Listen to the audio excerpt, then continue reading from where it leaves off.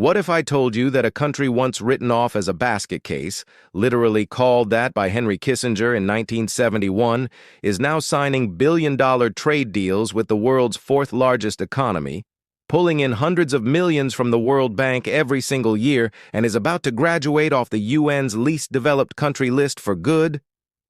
That country is Bangladesh, and the world is finally paying attention. But here's what the headlines aren't telling you: the how, the why, and the what comes next. Today, we're breaking it all down. Japan's strategic play, the World Bank's massive bet, and what it all means for Bangladesh's shot at becoming a true global economic force. Stay with me, because this story is bigger than most people realize. Welcome back. If you're new here, this channel covers the economic and geopolitical forces that are quietly reshaping South Asia. And today we are going deep on Bangladesh. We're going to cover three things in this video. First, where Bangladesh actually stands as a global economic player right now. Second, why Japan is going all in on Bangladesh and what's really driving that relationship. And third, the World Bank's role, the good, the complicated, and the part nobody wants to talk about. Let's get into it. Let's start with the big picture, because context matters. Bangladesh has a per capita gross national income of around $2,684, more than double the UN's graduation threshold of 1,306 hours. Its Human Assets Index score is 77.5, well above the required 66. And it is the first country in history to meet all three UN LDC graduation criteria in 2 consecutive triennial reviews. That is not luck. That is 50 years of grinding, scrappy, improbable development. The engine of all this? Ready-made garments. RMG accounts for over 80% of Bangladesh's export earnings and employs more than 4 million workers, the majority of them women. Bangladesh is the world's second-largest garment exporter after China, and that is not a small thing. But here's where it gets real. Bangladesh is now graduating from LDC status in November 2026. Sounds like great news, right? And it is, but it comes with a brutal trade-off. Right now, 73% of Bangladesh's exports enjoy duty-free access across 38 countries. When that status changes, tariffs could hit 9 to 12% in the EU, up to 18% in Canada, and up to 12.8% in Japan. Economists estimate the combined impact could cut annual exports by up to $8 billion, roughly 14% of the total. So the clock is ticking, and Bangladesh knows it. That is why the moves it's making right now, with Japan, with the World Bank, with trade partners across the globe, are not just economic transactions. They are survival strategy. The question isn't whether Bangladesh is rising. It already has.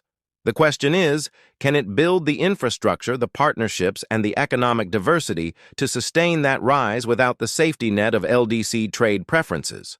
That brings us to Japan. The World Bank was among the very first international institutions to support Bangladesh after independence in 1971, and it hasn't stopped since. Total commitment from the World Bank to Bangladesh? Over $45 billion in grants, interest-free loans, and concessional credits. Bangladesh has consistently been one of the largest recipients of IDA funds, the World Bank's soft loan arm for low-income countries. Let's look at the recent numbers.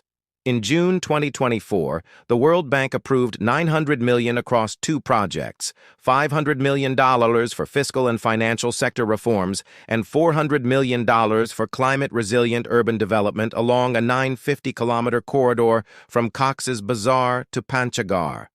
In April 2025, another $850 million was signed, this time to develop the Bay Terminal deep-sea port and modernize the national social protection system. In May 2025, $270 million was approved specifically for flood recovery after the devastating August 2024 floods. The Be Strong project, which will protect 1.6 million people and support 65,000 farm households with climate-resilient agriculture. These are not small numbers. The World Bank is projecting Bangladesh's GDP growth at 5.7% for FY 2024-25 and 5.9% for FY 2025-26. driven by private consumption and large investment projects, many of which the World Bank is directly funding. So, what's the problem? Here's where I'm going to push back, because this story has a darker side that doesn't get talked about enough. Bangladesh is currently sitting on $2.72 billion in unused World Bank funds across 11 slow-moving projects worth a combined $3,298 billion. And because of implementation delays, the World Bank has already canceled $696 million in loans, money that Bangladesh needed, lost because the bureaucratic machinery couldn't move fast enough. The Western Economic Corridor project, We Care, has $437.5 million undisbursed, with some contracts less than 5% complete. A $350 million road safety project has been slashed to $208 million because of poor implementation. A $214 million waterway transport project needed an 18-month extension with $71.8 million still sitting unused. The World Bank has issued clear deadlines. Miss them, and hundreds of millions more could be canceled. Now, I want to be fair here. Implementation delays in development projects are not unique to Bangladesh. They happen in every developing country. Land acquisition, bureaucratic approval chains, contractor performance, these are hard problems. Bangladesh has shown genuine progress on many fronts. But here's the uncomfortable truth. Having the money isn't the same as using it well. And Bangladesh's graduation from LDC status means concessional financing will become harder and more expensive to access. The window to borrow cheaply and build is narrowing. Every canceled loan, every stalled project, every misused dollar is a cost the country will feel for decades. The World Bank relationship is genuinely powerful, but only if Bangladesh can build the institutional capacity to actually execute. That's the challenge that doesn't fit neatly into a press release. Here's a fact that doesn't get nearly enough coverage. Japan has been Bangladesh's single largest bilateral development partner since 1972. Since independence, Tokyo has poured over $24 billion in loans and grants into Bangladesh, funding mega-projects like the Dhaka Metro Rail, the third terminal at Hazrat Shah Jalal International Airport, the Arihazar Special Economic Zone, and the Matarbari Deep-Sea Port. 350 Japanese companies currently operate in Bangladesh, and from 2020 to September 2025, Japan's cumulative foreign direct investment in Bangladesh reached $469.6 million. That's real money, real jobs, real infrastructure. But Japan's latest move? That's where things get seriously interesting. On February 6, 2026, just a few months ago, Bangladesh and Japan signed the Bangladesh-Japan Economic Partnership Agreement, or BJEPA. This is a historic deal for multiple reasons. 1. It's Bangladesh's first-ever full-scale EPA with a developed economy. 2. It's the first EPA Japan has ever signed with any LDC. 3. From day one of implementation, Bangladesh gets duty-free access to Japan for 7,379 products. That includes ready-made garments, Bangladesh's crown jewel, entering Japan with 0 tariffs immediately. 4. The deal covers 22 chapters and over 1,272 pages of structured economic cooperation, including trade and services, investment protection, intellectual property, and labor rights. Now let's talk about Japan's motivation here, because it's not purely altruistic. Japan is executing what analysts call the China Plus One strategy. As tensions with Beijing rise and global supply chains get riskier, Japanese corporations want alternative manufacturing hubs. Bangladesh, with its young workforce, low labor costs, and strategic Bay of Bengal location, is a prime candidate. Japan is literally in the process of providing 5 patrol boats to the Bangladesh Navy. The two countries are finalizing a transfer of defense equipment and technology agreement. This isn't just trade.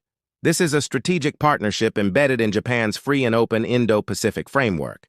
And on the workforce side, as of 2024, about 35,000 Bangladeshi skilled workers had gone to Japan. But Japanese authorities expect that number to hit 100,000 over the next 5 years, in caregiving, construction, agriculture, and manufacturing. During former chief advisor of the interim government of Bangladesh, Professor Mohammed Yunus's visit to Tokyo, Japan agreed to provide Bangladesh with a package of $1.063 billion in budgetary support, loans, and grants, alongside 8 separate MOUs covering human resources, factory setup, and special economic zones. Here's my take. Japan is making a calculated long-term bet on Bangladesh, and Bangladesh desperately needs a reliable partner as it steps off the LDC ladder.